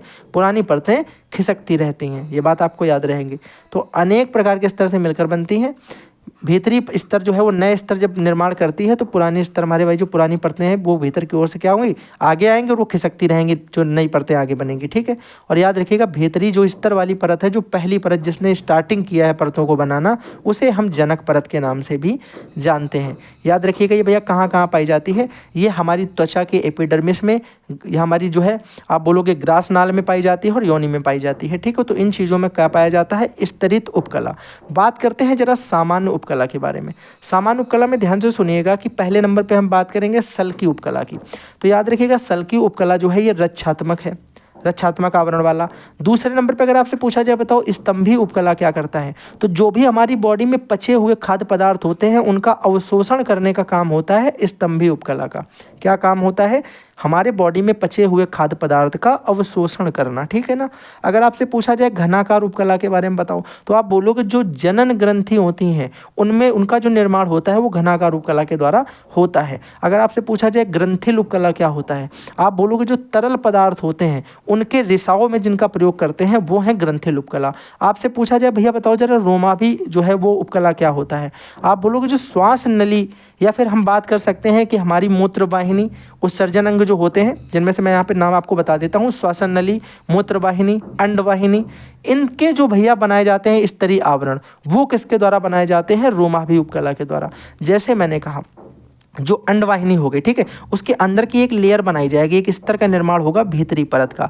ये परत बनाने वाला कौन है? ये परत बनाने वाला रोमाभी उपकला हो जाएगा। पूछा जाए संवेदी ऊतक और तंत्रिका संवेदी उपकला के बारे में, तो याद रखना जो हमारे बड़े ही भाई ऐसे पार्ट आप बोलोगे जो बड़े नाजुक पार्ट हैं, जैसे आप बोलोगे हमारे कान के अंदर का ये पर्दा वाला भाग, अंदर वाला कान का भाग, आँखों की जो रेटिना है, इस तरीके के जो पार्ट होते हैं, भाग होते हैं, इनका निर्माण तंत्रिका संवेदी ऊतक के द्वारा होता है, जिनमें हल्की सी संवेदना भी क्या होती है? हमें तुरंत ही फील हो जाती है।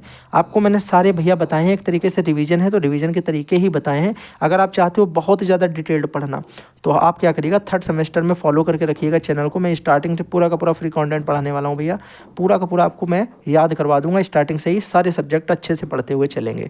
अब सुनिएगा, अगर हम संयोजी ऊतक दूसरे नंबर की बात करें तो संयोजी ऊतक कब आ गए, हमने उपकला पूरा खत्म कर दिया भैया, याद रखिएगा, उपकला को पूरा निपटा दिया है।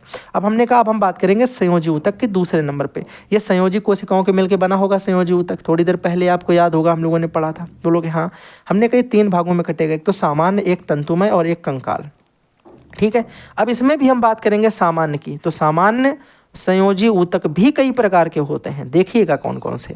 आप बोलोगे भैया पहले तो होते हैं अंतराली सामान्य संयोजी ऊतक। अंतराली संयोजी ऊतक कौन से होते हैं भैया? अंतराली संयोजी ऊतक वह ऊतक होते हैं जो शरीर के आंतरिक भागों में चारों ओर पाए जाएंगे। शरीर के आंतरिक भाग के चारों ओर जो पाए जाएंगे, इन ऊतक से द्वारा उनके चारों ओर का निर्माण होगा। ये भैया तंतु होते हैं। कौन कौन से तरीके के इनमें तंतु होते हैं? 2 तरीके के। एक तो होते हैं श्वेत कोलेजन तंतु और एक होते हैं पीले इलास्टिन तंतु। ठीक है, एक होते हैं श्वेत कोलेजन तंतु, एक होते हैं पीले इलास्टिन तंतु। और ये दोनों तंतु कहाँ पाए जाएंगे? शरीर के आंतरिक भागों के चारों ओर। ठीक है, ये कहाँ पाए जाएंगे? शरीर के आंतरिक भागों के चारों ओर। तो याद रखिएगा, आपसे पूछा जाए अंतरालीय संयोजी ऊतक क्या होते हैं, आप बोलोगे ये ऊतक जो है इनमें मुख्यतः 2 तरीके के तंतु पाए जाते हैं, श्वेत कोलेजन तंतु और पीले इलास्टिन तंतु। ठीक है, और ये तंतु कहाँ पाए जाते हैं? शरीर के आंतरिक भागों के चारों ओर ही इनका निर्माण होता रहता है, ये उपस्थित होते हैं। ठीक है, अब सुनना जरा। अब अगर आपसे पूछा जाए अंतराली याद कैसे करें, तो देखो अंतराली अंतर्मन में जो आंतरिक रूप से पाए जाएंगे वो वाले होंगे भैया तंतु, आपको बस याद कर लेना है, तो आपको ये याद हो जाएगा। आगे अगर हम बात करते हैं वर्णक संयोजी की, वर्णक मतलब रंग वाले। ठीक है ना, तो आप बोलोगे वर्णक संयोजी जो होते होंगे उनमें भैया रंग तो होता ही होगा, क्योंकि वर्ण है ना, हमने पढ़ा हुआ है भैया, आपको एक बार याद होगा कि वर्णी लवक, अवर्णी लवक। ठीक है, कौन से रंगीन लवक होते हैं, कौन से रंगहीन लवक होते हैं, याद आ गया ना। तो आप बोलोगे भैया त्वचा की डर्मिस में पाए जाते हैं ये रंगीन कणिकाएं होती हैं, इनमें उपस्थित होती हैं। और इनमें उपस्थित जो वर्णक कोशिकाएं होती हैं उनको हम लोग क्रोमेटोफोरस बोलते हैं। इनको हम लोग भैया क्रोमेटोफोर बोलते हैं। क्या बोलते हैं? यहाँ पे लिख देता हूँ मैं, वहाँ पे साफ नहीं दिख रहा है। उनको क्रोमेटोफोर बोलते हैं। क्या बोलते हैं भैया? क्रोमेटोफोर बोलते हैं। किसे? जो हमारे क्रोमेटो, ठीक है, डबल ओ की मात्रा है मेरे भैया, ओ की मात्रा। ठीक है, क्रोमेटोफोर बोलते हैं किन्हें? जो हमारे वर्णक संयोजी जो ऊतक है उसके अंदर जो वर्णक कोशिकाएं होती हैं उनको हम लोग क्रोमेटोफोर के नाम से जानते हैं। ये हमारे त्वचा की डर्मिस में पाई जाती हैं। बढ़िया तरीके से बात समझ में आ गई? बोलोगे हाँ समझ में आ गई। अगले नंबर पे आ जाओ, वसामय संयोजी ऊतक क्या होते हैं? तो त्वचा के नीचे पीत, अस्थि मज्जा और रक्त वाहिकाओं के चारों ओर जो ऊतक पाए जाते हैं उन्हें हम वसामय संयोजी ऊतक कहते हैं। वसामय, वसा मतलब मेरे भाई एक तरीके से तुम वसा क्या बोल सकते हो यार? वसा तुमने देखा? वसा ऐसे लिक्विड टाइप का कुछ होगा, वसा नहीं होती है, फैट।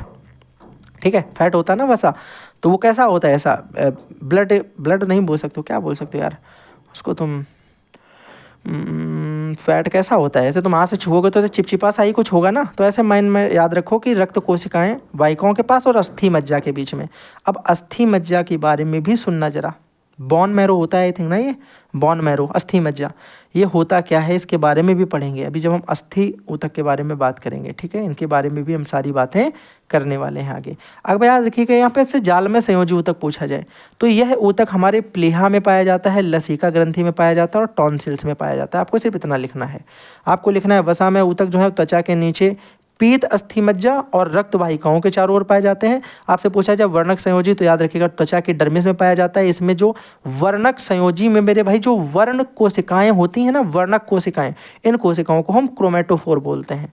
ऐसे कुछ कुछ पॉइंट आपको वहाँ पे याद होने चाहिए। ठीक है, बताओ जरा अंतरालीय संयोजी ऊतक सबसे पहला वाला जो हमने पढ़ा, आप बोलोगे भैया आंतरिक संरचनाओं में पाए जाते हैं, आंतरिक रूप से अंदर की जो परत बनाते हैं वो होते हैं। ठीक है ना, बात आ गई समझ में? आगे बढ़ जाएं भैया। अगले नंबर पे बात करते हैं हम दूसरे वाले पार्ट की जो हमारा है तंतुमय। तंतुमय में मेरे भाई क्या होता है कि इसमें मैट्रिक्स की रचना बहुत कम ही तंतुओं के रेशों की मात्रा बहुत अधिक होती है। इसका मतलब देखो क्या है, समझ में नहीं आपको आया होगा पढ़ने में। यहाँ पे आपसे बोला जा रहा है कि तंतु बनने के लिए एक तो मैट्रिक्स होती है, ठीक है, और दूसरे नंबर पे तंतु होते हैं जिन्हें हम रेशे बोलेंगे। तो देखना यहाँ पे इनमें मैट्रिक्स की संख्या जो है वो बहुत कम होगी और तंतुओं की संख्या बहुत अधिक होगी। तो इस तरीके के जो ऊतक होंगे वो तंतुमय संयोजी ऊतक कहलाएंगे। कौन से वाले? तंतुमय संयोजी ऊतक किन्हें कहते हैं? जिन ऊतकों में मैट्रिक्स की संख्या कम मात्रा बहुत कम या कम, और तंतु यानी रेशों की जो मात्रा है या संख्या है वो बहुत अधिक होती है, इनको हम बोलते हैं तंतुमय संयोजी ऊतक। और इनमें हम लोग दो चीज़ों को और पढ़ लेते हैं भैया, कंडरा और स्नायु। आपसे पूछा जाता है कि बताओ भैया टेंडन क्या है और लिगामेंट क्या है। लिगामेंट ये होता है, टेंडन ये होता है मेरे भाई। तो याद रखिएगा, जब मांसपेशियों को हड्डियों से जोड़ा जाता है तो हम किसका प्रयोग करते हैं, कंडरा का। कंडरा का कार्य होता है मांसपेशियों को हड्डियों से जोड़ना, जबकि स्नायु जिसको हम लिगामेंट बोलते हैं ये क्या होता है, हड्डियों को हड्डियों से जोड़ता है। जब आप हाई जंप वगैरह कभी करते हो, कभी कभी आपके घुटने में हड्डियां दो होती हैं वो आपस में पास पास आ जाती हैं। आपकी हड्डियां जब आपस में जितनी बार टच होंगी आपके बॉडी में करंट सा आपको लगता है, ठीक है। तो इनके बीच में जो एक ग्रीस बोल सकते हो, ग्रीस टाइप का होगा। मैं ऐसे आपको एग्जाम्पल के लिए बता रहा हूँ, नहीं बोलते हैं कि बुढ़ापे में पैरों की ग्रीस कम हो गई तो दर्द हो रहा है। तो ऐसा मान लो वो जो ग्रीस है ना वो स्नायु है, वही मेरे भाई लिगामेंट है, ठीक है। तो लिगामेंट आपको याद होना चाहिए और टेंडन मेरे भाई आपको याद होना चाहिए, ठीक है ना। तो आप बोलोगे दोनों चीज़ें हमें याद हो गई, एक मांसपेशियों को हड्डी से जोड़ेगा, दूसरा हड्डी को हड्डी से जोड़ेगा। हमने कहा जरा बता दो मेरे भाई कंकाल संयोजी ऊतक से तुम क्या समझते हो। तो एक भाई मेरा खड़ा हुआ बोला भैया देखो कंकाल से संयोजी ऊतक जो है ये सभी कशेरुकी जीवों में पाया जाएगा। क्यों भैया, क्योंकि कंकाल तो सभी में होता है, बिना कंकाल का कोई जानवर तो है नहीं ना भाई, ना ही कोई इंसान है। तो सभी दुनिया के जितने भी कशेरुकी जीव हैं सभी में ये पाया जाएगा, सभी में ये होगा, सभी का ये कंकाल का निर्माण करेगा। तो बोलोगे हाँ। हमने कहा भैया कितने तरीके का पढ़ेंगे, दो तरीके का। एक तो हमने अस्थि का नाम सुना है, एक उपास्थि का नाम सुना है, यानी एक तो हमने बोन का नाम सुना है और एक हमने कार्टिलेज का नाम सुना है। अब देखो जरा अस्थि क्या होती है। अस्थि जो होती है इसके मैट्रिक्स में मेरे भाई ओसीन नामक प्रोटीन होता है। और याद रखिएगा ये मेरे भाई कैल्शियम मैग्नीशियम लवण के होते हैं जो कठोर होकर के हड्डी का निर्माण करते हैं। और इनके अंदर वसा में ऊतक पाया जाता है जिसे अस्थि मज्जा, अभी हमने पीछे बताया था कि हम लोग फिर से पढ़ेंगे, जिसे हम अस्थि मज्जा कहते हैं मेरे भाई। हड्डियों के अंदर जो वसा में ऊतक होता है, हड्डियां जब टूटती हैं तो वहाँ पे तुम्हें कहीं कहीं मेरे भाई अंदर उसके क्या मिलेगा, कुछ भरा हुआ मिलता है। जो कुत्ते एक्चुअल में हड्डी नहीं खाते हैं, कुत्ते वही उसके अंदर का जो होता है ना, कुत्ते के यार इंसान भी हैं भाई मतलब मैं तो नॉनवेज नहीं खाता हूँ, लेकिन जो लोग नॉनवेज खाते हैं उनको पता है कि वो हड्डी के बाद कहते हैं, उनको पता नहीं किस किस तरीके से खाते हैं, छोड़े सब बातें।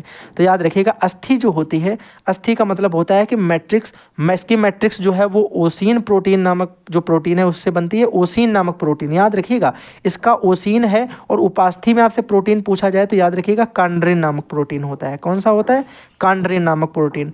तो अस्थि जो मेरी बनती है वो किस नाम से प्रोटीन से बनती है, ओसीन नामक प्रोटीन से बनती है। और जो मेरे भाई उपास्थि है वो कांड्रिन नामक प्रोटीन से मेरे भाई उसका निर्माण होता है, ठीक है। बात समझ में आ गई। ये मेरे भैया जो है कैल्शियम और मैग्नीशियम के लवण होते हैं जो ठोस हो जाते हैं, कठोर होकर के मेरे भैया अस्थि का निर्माण करेंगे। और वहीं अगर बात करो उपास्थि, तो उपास्थि कम मेरे भाई ठोस होती है, मतलब इतनी नहीं, टूट जाएगी, ठीक है। वो नाक आँख की आपने हड्डी देखी है, ये उपास्थियाँ होती हैं इनके अंदर। तो आप बोलोगे भैया सिंपल सी बात है, ये हो जाएगा हमारा उपास्थि और ये हो गया अस्थि। तो अस्थि के अंदर बताओ जरा वसा में ऊतक जो पाया जाता है उसे हम लोग किस नाम से जानते हैं। आप बोलोगे भैया जो हमने नाम सुना है बोन मैरो, उसी को बोलते हैं अस्थि मज्जा, ठीक है। आगे हम बात करें इसका जो मेरे भाई उपास्थि है वो कांड्रिन नामक अर्धठोस प्रोटीन से बनता है। इसमें छोटी छोटी गर्तिकाएं होती हैं, ये इंपॉर्टेंट है। इसमें जो गर्तिकाएं पाई जाती हैं, इन गर्तिकाओं के अंदर मेरे भाई कांड्रियोब्लास्ट होता रहता है। क्या होता है, कांड्रियोब्लास्ट पाया जाता है। ध्यान रखिएगा इस बात को, कांड्रियोब्लास्ट पाया जाता है। और इन कांड्रियोब्लास्ट में मेरे भाई क्या है, नामक कोशिका होती है। अब यहाँ पे और एक बात याद रखिएगा कि पेरिकांड्रिया नामक झिल्ली जो है वो भी इसमें उपस्थित होती है। यानी जो सबसे बाहर वाली झिल्ली होती है किसी उपास्थि की, इस सबसे बाहर वाली झिल्ली का नाम क्या होता है, बोलोगे इसे बोलते हैं पेरिकांड्रियम। क्या बोलते हैं इसे, पेरिकांड्रियम। ये सबसे बाहर वाली झिल्ली है जिसके द्वारा ये पूरी की पूरी कवर अप होगी, ढकी रहेगी, ठीक है ना। और कांड्रियोब्लास्ट नामक प्रोटीन कहाँ है, ये कोशिका सॉरी कहाँ है। अब बोलोगे कांड्रियो नामक जो कोशिका है कांड्रियोब्लास्ट नामक, वो इसके अंदर होती है। किसी भाई को कोई दिक्कत, बात समझ में आ गई, ठीक है। अब अगर समझ में आ गई जरूर बताओ। अब बोलो जरा उपास्थि में क्या क्या पढ़ा। आप बोलोगे भैया उपास्थि में आपने ये बताया पहले नंबर पे, तो इनमें कांड्रिया नामक जो मेरे भैया मैट्रिक्स रहती है, कांड्रिया नामक होती है मैट्रिक्स, ये अर्धठोस होती है। लिखेंगे नहीं, ये अर्धठोस होती है, पता है अर्धठोस होती है। इसके बाद भैया इसमें गर्तिकाएँ पाई जाती हैं। गर्तिकाओं के अंदर भैया कांड्रियोब्लास्ट नामक एक मेरे भाई जो है कोशिकाएँ पाई जाती हैं। कांड्रियोब्लास्ट नामक कोशिकाएं पाई जाती हैं। और भैया इनका जो बाहरी आवरण होता है इसको पेरिकांड्रियम बोलते हैं। पूरा याद हो गया भैया, ये तो हमने कहा बिल्कुल भैया याद हो ही जाएगा, जब इतनी आराम से समझा रहा हूँ तो याद कैसे नहीं होगा भाई, होना पड़ेगा है ना कि समझिएगा जरा। बात करते हैं संवहन ऊतक की। तो इनके अंतर्गत रक्त और लसिका का हम लोग बात करते हैं। इनकी मैट्रिक्स जो है वो तरल अवस्था में होती है, क्योंकि चाहे रक्त की बात करो चाहे लसिका की बात करो, ये दोनों ही लिक्विड फॉर्म होती हैं। तो इनकी मैट्रिक्स जो है वो तरल अवस्था में होती है। आगे और भैया अगर बात करते हैं तो बोलेंगे इसे तरल अवस्था जो है इसे प्लाज्मा बोला जाता है। इसकी तरल अवस्था में क्या बोलते हैं, इसे प्लाज्मा कहते हैं। जो मैट्रिक्स है इसकी तरल अवस्था में, इसी तरल अवस्था के मैट्रिक्स को हम लोग क्या बोलते हैं, प्लाज्मा। तो आपसे अगर कोई बोले कि संवहन ऊतक जो है उसका निर्माण जो होता है मैट्रिक्स का वो किससे होता है, बोलोगे तरल अवस्था यानी प्लाज्मा से होता है उनका जो वो होता है क्या, निर्माण। ठीक है। आपसे पूछा जाए कि यह सदैव एक स्थान से दूसरे स्थान की ओर वाहिनियों में और कोशिकाओं के अंदर बहती हैं। तो भैया जब लिक्विड है, तरल अवस्था है तो बहेंगी, ये भी याद रहेगा। और ये तरल अवस्था है तो ये वाहिकाओं के अंदर ही बहेंगी। हमारे बॉडी में नसें, वाहिकाएं यही सब हैं। पाइप थोड़ी न पड़े हैं जो उनमें बहेंगी। बात आ गई समझ में, बोलोगे आ गई भैया, सिंपल था। कभी पूछ सकता है संवहन ऊतक के अंतर्गत कि रुधिकण जो होते हैं, रुधिरकण कितने प्रकार के हैं, तो श्वेत हैं, लाल हैं और प्लेटलेट्स हैं। आपको पता है तीन ही चीज़ें हम चेक करते हैं, एक तो आरबीसी जांच में दिखाते हैं, डब्ल्यूबीसी दिखाते हैं और प्लेटलेट्स जांच कराते हैं। और प्लेटलेट्स जांच मेरे भाई करवाने से आपको क्या होता है कि आपकी जो है प्लेटलेट डाउन नहीं हो जाती हैं, जब वो आप पपीता वगैरह का पत्ता वत्ता पीस के पीते हो, कीवी वगैरह खाते हो ना। तो बस वही सब है, डेंगू से बच के रहिए। आगे बात करते हैं जरा पेशी ऊतक के बारे में। भैया पेशी ऊतक बड़ा ध्यान से सुनिएगा। पेशी ऊतक बात करें तो पेशी कोशिकाओं के समूह से बनता है, जो हमने स्टार्टिंग में पढ़ा था कि पेशी कोशिकाएं क्या होती हैं, जो पेशी ऊतक का निर्माण करती हैं। ये त्वचा के नीचे अस्थियों के ऊपर पाया जाता है। हमारी बॉडी के तो त्वचा के तो स्किन के तो नीचे है, लेकिन हड्डियों के ऊपर ये जो बीच का पार्ट है यहाँ पे ये पाया जाएगा। आप बोलोगे शरीर की क्रियाएं या गतिविधियाँ सारी की सारी कौन करवाता है, पेशी ऊतक ही कराता है। हर चीज़ मसल से बोलते नहीं, मसल से डेवलप होती है, तो सब कुछ धीरे धीरे हम लोग करने लगते हैं। जितना भी हम लोग एक्टिविटी वगैरह करेंगे सारी मसल से होगी। तो पेशी ऊतक एक्चुअल में मेरे भाई वही है। ठीक है। अब आगे सुनना जरा। पेशी ऊतक देखा जाए तो ये तीन तरीके के होते हैं। मैंने आपको स्टार्टिंग में बताया था कि एक रेखित पढ़ेंगे, एक अरेखित पढ़ेंगे, एक हृदय पढ़ेंगे। ठीक है। तो यही है वो रेखित ऊतक, या इन्हें हम बोलते हैं ऐच्छिक पेशीय ऊतक। आपको नाम से ही पता होगा, पहले नंबर पर तो हमने क्या लिखा, रेखित। क्या बोला, रेखित। तो यह कंकाल में लगे रहेंगे, क्योंकि सारे के सारे जो भी हम काम करेंगे कंकाल के द्वारा। तो जो भी चीज़ें हम अपनी इच्छा से करते हैं वो सारी हमारे वही काम हो पाते हैं जो हमारे कंकाल से जुड़े हैं। ठीक है ना। सुनना जरा ध्यान से। मैंने कहा अगर आपको एक उंगली हिलानी है, ठीक है, तो आप बोलोगे वो उंगली जो है मेरी वो कहाँ पे लगी है, कंकाल के अंदर। कंकाल में उंगली बनी है ना वो पूरी। तो जितनी चीज़ें हमारी कंकाल की हैं वो हमारे कंट्रोल में होती हैं। लेकिन अगर मैं बताऊं आपसे कि अपनी ज़रा थोड़ी देर के लिए जो है अपना दिल 5-5 बार धड़काओ 1 घंटे में, आप बोलोगे भैया वो हमारे कंकाल में नहीं है, वो हमारे कंकाल का हिस्सा नहीं, वो हमारे अंदर है। ठीक है। वो अलग से रखा हुआ एक प्रोडक्ट है पूरा, वो हमारे कंकाल में नहीं बना हुआ। कंकाल में जो चीज़ जुड़ी है वो अलग है। बात आ गई समझ में। आप बोलोगे हाँ भैया। तो रेखित ऊतक वे होंगे जो कंकाल में लगे होते हैं। साथ ही साथ इनमें गहरे और हल्के रंग की पट्टियाँ होती हैं। क्या होती हैं, गहरे और हल्के रंग की पट्टियाँ होती हैं। अब याद रखिएगा, इन पर हम क्या करते हैं, अपने इच्छा अनुसार नियंत्रण करते हैं। जबकि अगर हम यहीं पे बात कर दें अरेखित की, नीचे दिया गया है तो यहीं पे क्यों बात करें, यहाँ पे बात करेंगे। आप बोलोगे अगर हम यहीं बात करें अरेखित की, तो अरेखित मतलब रेखाएं नहीं होंगी, तो रेखाएं भैया इसमें नहीं पाई जाती हैं। और अनैच्छिक का मतलब क्या है, ये हमारी इच्छा के अनुसार नियंत्रित नहीं होते हैं। और याद रखिएगा कि स्वतः गतिक अंगों में ये पाए जाते हैं, जो अंग हमारे अपने आप ही गति करते हैं, मतलब जिन पे हमारा कंट्रोल नहीं होता है। ठीक है ना। आप बोलोगे भैया सिंपल सी बात, जैसे आहार नाल हो गया, रक्त वाहिकाएं हो गई। थोड़ी देर के लिए बोल देते हैं, एक काम करो मेरे भाई, एक जो ऐसे करके बह रही है ना ये नस में, हमारे जो खून इधर को बह रहा है, एक काम करो थोड़ी देर 5 मिनट इधर बहा दो जरा सा। नहीं कर पाओगे ना। तो जो चीज़ें तुम्हारे हाथ में नहीं है वो सारी क्या हो जाएंगी, अरेखित और अनैच्छिक हो जाएंगी। बात करते हैं जरा हृदय पेशी ऊतक के। किसकी बात करते हैं, हृदय पेशी ऊतक की बात करते हैं। तो याद रखिएगा हृदय मांसपेशियों का निर्माण करती हैं ये। इनके द्वारा क्या होता है, हृदय मांसपेशियों का इनका निर्माण होता है हृदय मांसपेशियों द्वारा। साथ ही साथ बात करें ये लगातार सिकुड़ती और शिथिल होती रहती हैं, इन पे आपका कंट्रोल नहीं होता, इसलिए ये मेरे भाई अनैच्छिक प्रकार के ऊतक होते हैं। ये बात भी याद रखिएगा, आपकी बुक में शायद ये बात सही नहीं दी गई है, एक बार देख लीजिएगा, बुक में दोनों लिखा होगा ऐच्छिक और अनैच्छिक, जबकि ये सिर्फ अनैच्छिक होती हैं, ऐच्छिक नहीं होती हैं। ठीक है ना। अगर हम बात करें अपने लास्ट में मेरे भाई जो दिया है तंत्रिका ऊतक, आखिरी यही था। आखिरी ऊतक के बारे में बात करेंगे तो याद रखिएगा कि इनकी कोशिकाएं जो होती हैं वो तंत्रिका कोशिकाएं या न्यूरॉन्स कहलाती हैं। तो तंत्रिका ऊतक में जो कोशिकाएं होती हैं उन्हें मैं तो तंत्रिका कोशिका कहते हैं, जो हमने स्टार्टिंग में कोशिकाओं में भी पढ़ा था, या हम इन्हीं को न्यूरॉन्स बोलते हैं, ठीक है ना। इनका निर्माण भ्रूणावस्था में ही हो जाता है, मतलब जब आप गर्भावस्था के बाद गर्भावस्था में होते हैं, स्टार्टिंग होती है बिल्कुल आपके जन्म की भ्रूण अवस्था होती है, उस अवस्था में ही आपके बॉडी में इनका निर्माण हो जाता है। साथ ही साथ याद रखिएगा कि यह एक बार अगर नष्ट हो जाती हैं तो इनको दोबारा पुनः निर्मित नहीं किया जा सकता, और उम्र के साथ में इनमें सिर्फ वृद्धि होती है, इनकी संख्याओं में वृद्धि नहीं होती है। ये बातें आपको अगर याद होंगी, हम लोगों ने तंत्रिका कोशिका में शुरुआत में ही इन बातों पे चर्चा कर ली है, ठीक है ना। पूरा पढ़ने के बाद मेरे भाई बुक उठाना, क्वेश्चन बैंक उठाना, इजी नोट्स उठाना, जो भी आपका पवन सीरीज, राजन सीरीज, इस चैप्टर से रिलेटेड या जितने भी हम लोगों ने पिछले 5 चैप्टर्स पढ़े हैं, अगर एक भी क्वेश्चन आपसे फंस जाता है कि भैया ये नहीं पढ़ाया गया क्लास में, आप भैया कमेंट बॉक्स में जो मन हो वो लिख के चले जाना, मैं लाइक भी कर दूंगा, उसे पिन कर दूंगा। बस तुम कोशिश करो, ढूंढ भी नहीं पाओगे, इतना मस्त तरीके से सब चीज़ें आपको समझा दूंगा। चलो ज़रा बात करते हैं थोड़ी सी इनके बारे में। पूछा जा सकता है कि साइटोप्लाज्म में पाए जाने वाले कुछ प्रमुख पिंड बताओ। आपको मैंने बताया भी है कि माइटोकॉन्ड्रिया हो गया, राइबोसोम हो गया, साइटोप्लाज्म हो गया, ठीक है ना। आगे अगर हम बात करें मेरे भाई, एंडोप्लाज्मिक रेटिकुलम हो गया, झिल्लियों का नेटवर्क भी इसे बोला जाता है, ठीक है। साथ में बात करो गाल्गी उपकरण, गाल्गी मैंने अभी आपसे बात कर ली कि बनी थैलियों का समूह है। साथ ही साथ अगर आपसे बात किया जाए कि बताओ जरा लाइसोसोम के बारे में, मैंने बताया कि वो थैला है जिसमें मृत कोशिकाएं क्या जाएंगी, मर जाएंगी। इन्हें मृत कोशिकाओं का आत्महत्या का घर भी बोला जाएगा, आत्महत्या की थैली भी बोला जाता है। साथ ही साथ देखिए कुछ पेरिक्सोम दे रखा है कि ये भी छोटे थैले के समान होता है, एंजाइम होता है, और इनका काम अलग होता है, ये वसा और अन्य पदार्थों को तोड़ने में मदद करते हैं। तो जो आपको लगता है कि पीछे नहीं पढ़ा वो आप इसमें पढ़ लीजिएगा। आपको लिखने मेरे भाई कुल 3 या 4 ही होते हैं, तो 4 में मेरा मानना है जो हम लोगों ने पीछे पढ़े हैं वही लिख दो, कुछ जो नए हैं जो नहीं आपने पढ़े वो मत लिखो। जैसे आपने सेंट्रोसोम पढ़ा है कि कोशिका का क्या करता है, विभाजन करता है, तो आप सेंट्रोसोम लिख दीजिएगा मेरे भाई, आप लाइसोसोम लिख दीजिएगा आपने पढ़ा है, आप गाल्गी उपकरण लिख दीजिएगा आपने पढ़ा है, आप मेरे भाई साइटोप्लाज्म लिख सकते हैं, आप माइटोकॉन्ड्रिया लिख सकते हैं, ठीक है। बचा क्या था, राइबोसोम, भैया हमने नहीं पढ़ा, याद रखिएगा ये लेकिन इंपॉर्टेंट होता है। राइबोसोम इंपॉर्टेंट क्यों होता है, क्योंकि इसके अंदर प्रोटीन का संश्लेषण केंद्र इसे बोला जाता है। प्रोटीन का संश्लेषण कहाँ होता है, राइबोसोम में होता है। इस बात को भी याद रखेंगे भैया। अब ये देखिए, ये एक ऐसा क्वेश्चन है जिसे आप कर सकते थे, लेकिन मैंने फिर भी आपको यहाँ पे दे दिया इसे, कि ये भी चीज़ जो है आपसे पूछी जा सकती है, और शायद पहले ये तरीके की चीज़ें पूछी भी गई हैं।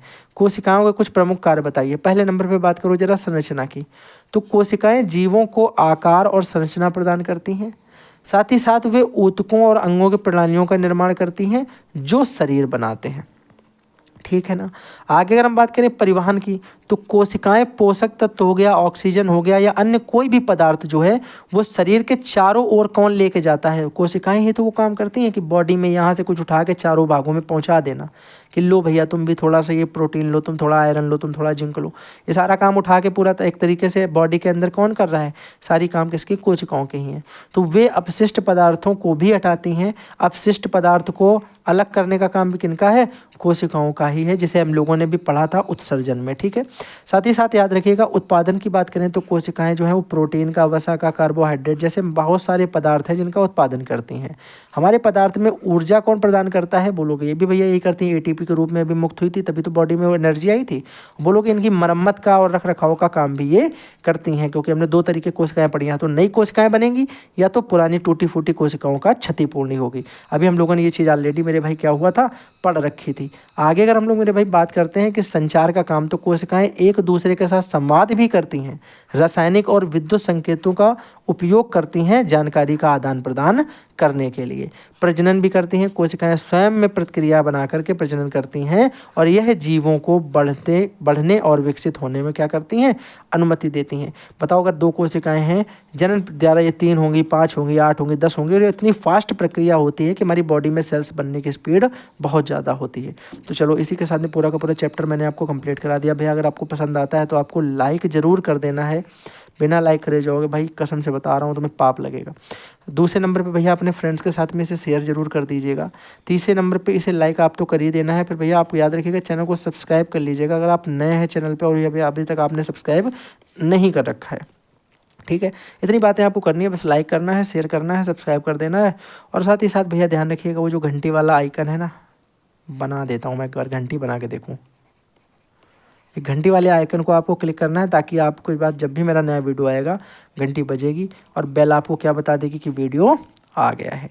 चलिए फिर मिलते हैं। अगर आपको इसके नोट्स चाहिए तो पीडीएफ के लिए आप लोग याद रखिएगा कि हमारा टेलीग्राम चैनल है मेरे भाई, इसकी लिंक आपको मिल जाएगी डिस्क्रिप्शन में, वहाँ से आपको ज्वाइन कर लेना है। नाम है उसका Arya official classes, Arya official classes.